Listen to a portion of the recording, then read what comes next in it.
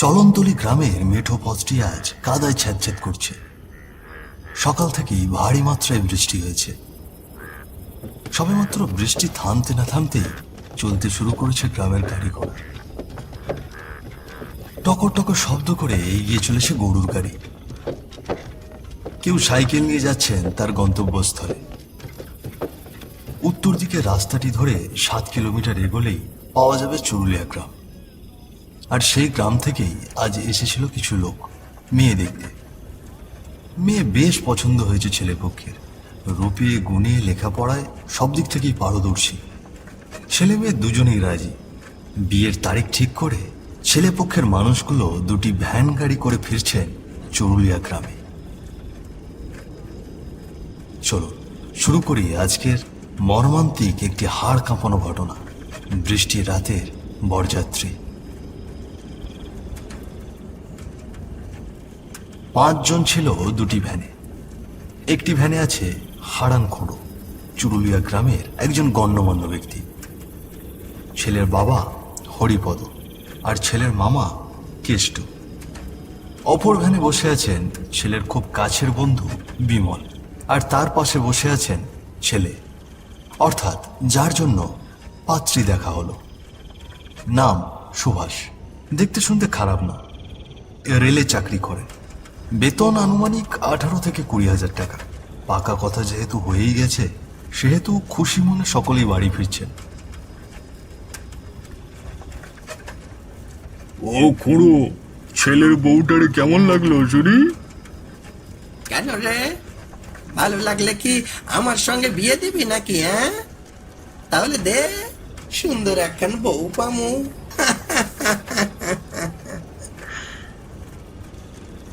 খুঁড়োর কথায় সকলেই হাসতে লাগলো। এমন হাসি ঠাট্টার মাঝেই তারা বাড়ি ফিরছিল। কিন্তু এই হাসি মুখ যেন আর বেশিক্ষণ রইল না। আকাশটি গড় গড় করে জল ছেড়ে দিল। এই সেমেছে গো, আবার যে বৃষ্টি নেমে এলো। আজ মনে হয় আমাদের আর বাড়ি ফেরা হচ্ছে না। চুপ কর, এসব কুলক্ষণে কথা মুখ দিয়ে ভুলেও বের করবি না।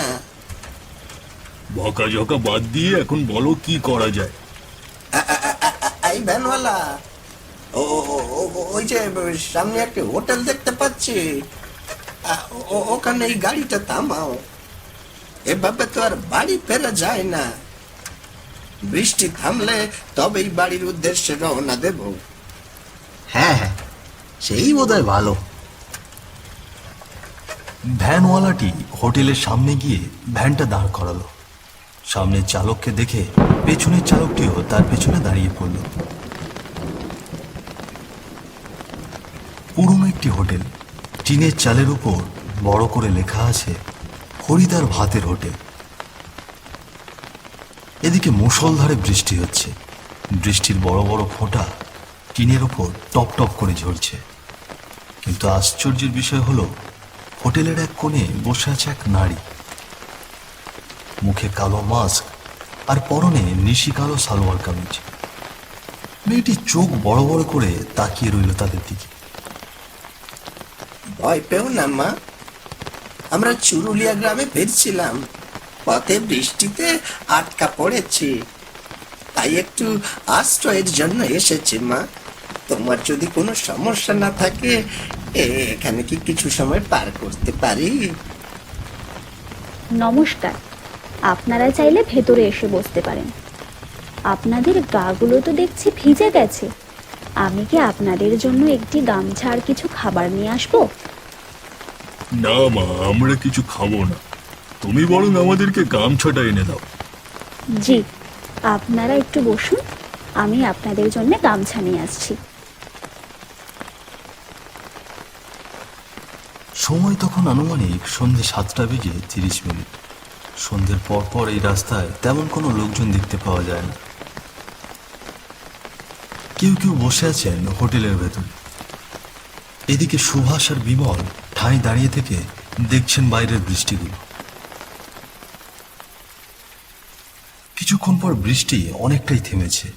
এর মাঝে সুভাষ বলে উঠল, বন্ধু, দোকানের পেছনে একটা জঙ্গল দেখতে পাচ্ছি, চল তো সেখানে গিয়ে আমরা দুজনে একটু বিড়ি টেনে আসি।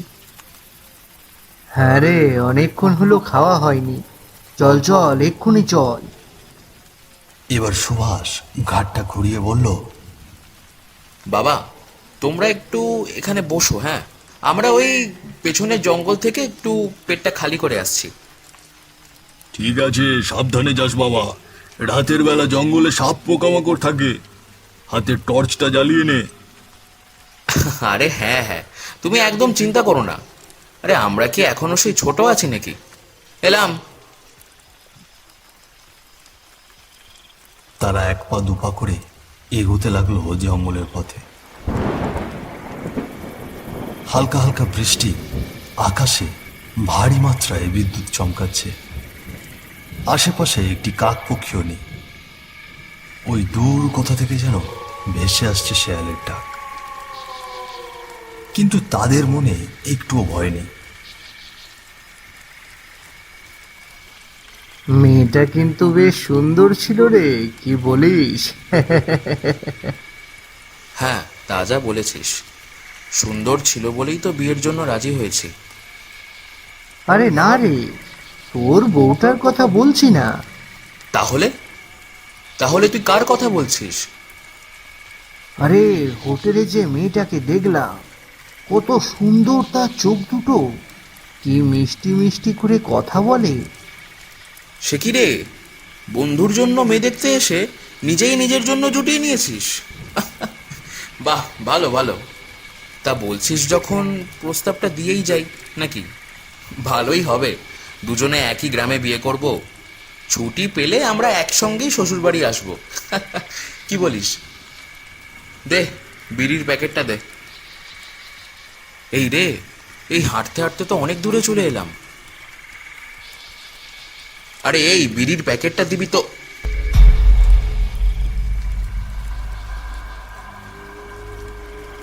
সুভাষ ঘাড় ঘুরিয়ে দেখল তার বন্ধু বিমল তার পাশে নেই।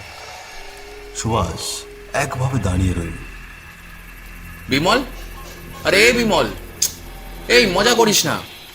আরে সকলে হোটেলে বসে আছে, মজা করিস না। বিড়িটা টেনে তাড়াতাড়ি যেতে হবে। এই বের হ বলছি, বিমল। সুভাষের কথায় বিমল কিছুতেই সাড়া দিল না।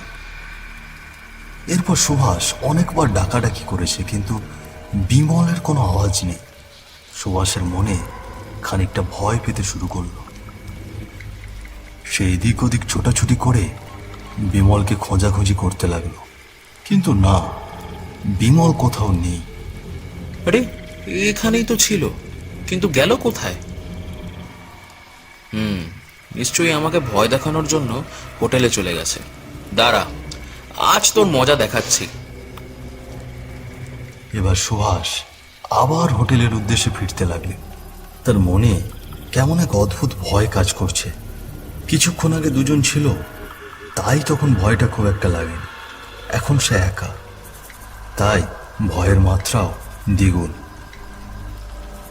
সুভাষ জঙ্গলের পথ দিয়ে হোটেলে ফিরছিল।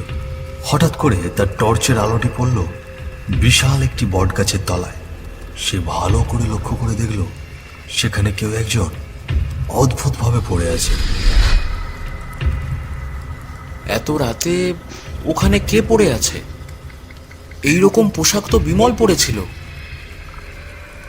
সুভাষ সঙ্গে সঙ্গে বটগাছের তলায় গিয়ে দেখল সেখানে বিমল বেঁকে পড়ে আছে, কিন্তু তার চোখ দুটো শরীর থেকে বের করা, জিভটা সামনে বেরিয়ে এসেছে, গালে বেশ বড় কাটার দাগ, হাত পা যেন মোচড়ানো। দৃশ্যটি দেখার পর সুভাষ নিজেকে সামলে রাখতে পারল না। ভয়ে তার হাত পা কাঁপছে। কোনো কিছু না ভেবেই অনেক জোরে সে দৌড়তে লাগলো। সে যেন দৌড়চ্ছে, কিন্তু কিছুতেই হোটেলের কাছে পৌঁছচ্ছে না। গল্প করতে করতে অনেক দূরে চলে এসেছিল নিজের অজান্তেই। একসময় হোটেলের সামনে গিয়ে শুয়ে পড়ল সুভাষ। তাকে দেখে ছুটে এলেন বাকি সকলে। সুভাষ, আরে ও সুভাষ, কি হয়েছে তোর? এমন হাঁপাচ্ছিস কেন? আর বিমল, বিমল কোথায় গেল? বাবা, বিমল, বিমলের লাশ পড়ে আছে ওই জঙ্গলে। লাশ? লাশ আসবে কোথা থেকে? তোমরা যাও না, একবার দেখে আসো ওই জঙ্গলে গিয়ে। এই চলো তো গিয়ে দেখে আসি হয়েছেটা কি। এসো এসো সবাই আমার সঙ্গে এসো। আর সুভাষ, ওকে কি এখানে রেখে যাব? আপনারা চিন্তা করবেন না কাকাবাবু, আমি ওনার পাশে আছি, আমি ওনার মাথায় জল ঢালছি। আপনারা যান, আপনারা গিয়ে দেখে আসুন। হ্যাঁ, চলো চলো চলো, সকলে চলো। সকলে লাঠি সোটা নিয়ে বেরিয়ে পড়লেন জঙ্গলের উদ্দেশ্যে। সবার মনে যেন এক অদ্ভুত ভয়, কেউ জানে না সামনে কি হতে চলেছে। সবার মনে শুধু একটাই ভাবনা, বিমল কি সত্যি মারা গেছে, নাকি সুভাষ আতঙ্কে এরকম বলছে। কারো মুখে কোনো কথা নেই, সবাই এক মনে চলেছে সামনের দিকে। এদিকে শিয়ালগুলো হুক্কা উহা করে ডাকছে চারিদিক থেকে। আবার শুরু হলো বৃষ্টি। ভয়টা যেন আরো দ্বিগুণ মাত্রায় ছড়িয়ে পড়ল সকলের মনে।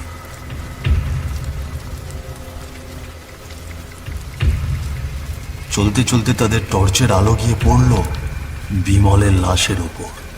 এই বৃষ্টির মধ্যেও সকলে ঘামতে শুরু করলো। সকলের হাত পা যেন অজান্তেই শিহরিত হয়ে উঠল। কারো কোনো শব্দ নেই, কারো মুখে কোনো কথা নেই। জল জল করে সবাই এক দৃষ্টিতে তাকিয়ে রইল বিমলের লাশের দিকে। এমন সময় এক অদ্ভুত শব্দ ভেসে এলো তাদের কানে।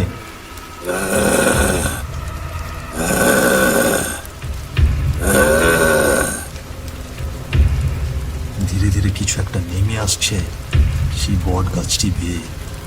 এই যেন মানুষ নয়, কোনো পশুও নয়, অদ্ভুত এক প্রকার চেহারা।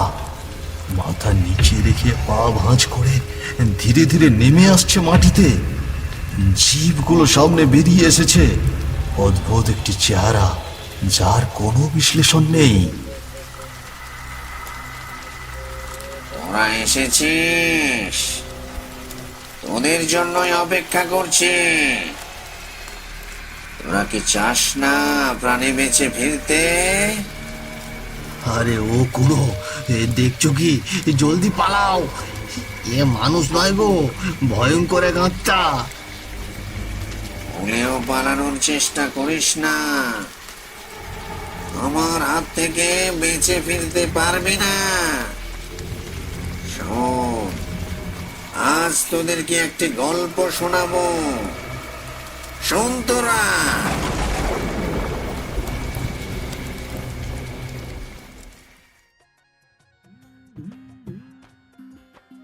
আমি এই গ্রামের একজন দুধ বিক্রেতা।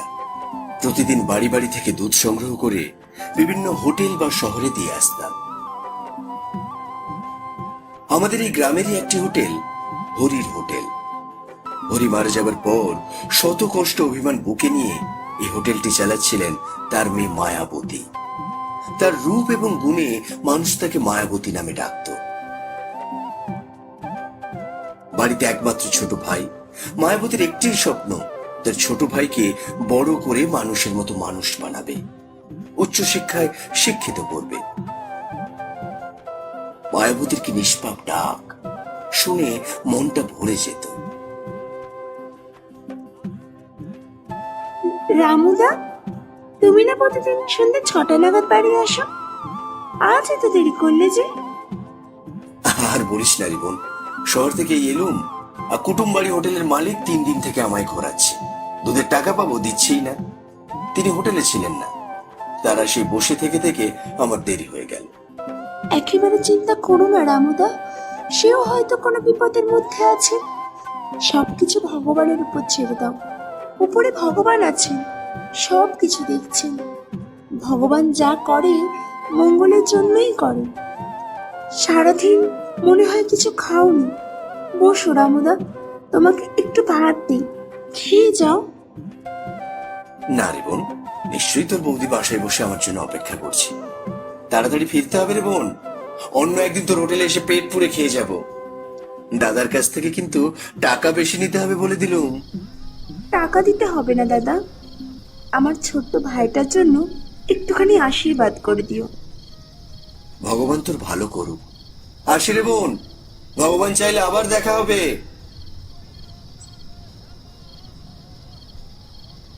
এইভাবে দুদিন কেটে গেল। সময় তখন আনুমানিক সন্ধ্যে 6টা। সেদিনও শহর থেকে ফিরতে আমার একটু দেরি হয়ে যায়। মায়াবতীর হোটেলে এসে দেখি মায়াবতীর হোটেলটি বন্ধ। সন্ধ্যে নাগাদ মায়াবতী হোটেল বন্ধ করে বাড়ি ফিরে যায়। তাই আমি আর তেমন কিছু না ভেবে আমার বাড়ির পথে রওনা দিলাম। পথের মাঝে আমি দূর থেকে লক্ষ্য করে দেখছি দুজন ছেলে একটি মেয়েকে টেনে হিচড়ে জঙ্গলের দিকে নিয়ে যাচ্ছে। আমি আর নিজেকে সামলে রাখতে পারলাম না। কাছে গিয়ে দেখি মেয়েটি আর অন্য কেউ নয়, আমাদের গ্রামের লক্ষ্মী মেয়ে মায়াবতী। তার গলায় ছিল গামছা পেঁচানো। মায়ের কাছে বসে আমি তাকে অনেক ডাকাডাকি করেছি, কিন্তু সে আমার ডাকে সাড়া দিল না। তার ডাকে হাত দিয়ে দেখলাম নিঃশ্বাস নেই। ততক্ষণে চলে গেছে মেয়েটি আমাদের ছেড়ে। সেই মুহূর্তে আমি আমার দু চোখের জল ধরে রাখতে পারলাম না। মায়া, ওঠ বোন, আমাদেরকে ছেড়ে তুই এভাবে চলে যেতে পারিস না, পারিস না।